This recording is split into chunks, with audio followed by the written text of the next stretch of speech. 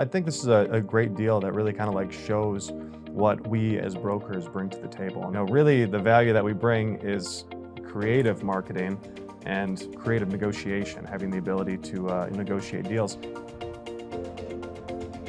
Yeah, so this deal was kind of unique. It was off market, which is kind of atypical. The gentleman that I was representing, he's looking for something small that he can kind of grow this business into. He's got a restoration business. And so, I had that need kind of in the back of my head. And then I stumbled across something that I thought actually had some potential.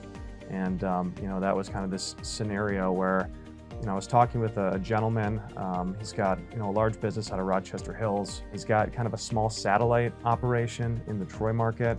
And it's a 3-building kind of setup. He's got a couple buildings that he uses for storage. Brought those two parties together, we made an offer. So we ended up doing something kind of creative, which was a 2-year lease, and then there was an option to purchase after the 2 years. That was kind of a creative way to get the deal to the finish line where, my guy got a little bit of time to kind of grow his business into the space before purchasing. The landlord's able to collect rent on top of the purchase price. Both parties were very happy. I think it was a win-win.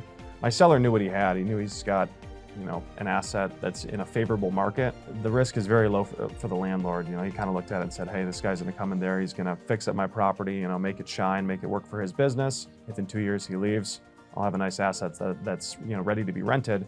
And I think ultimately there was kind of a fair value on both ends of the spectrum. So you can market a property, you can bring a buyer to the table, but when you do both, I think it really kind of like shows both parties like, hey, this guy he's got it figured out, and he's looking in the best interest for both parties. That's kind of the bread and butter as what we do, and I think it really allows us to shine.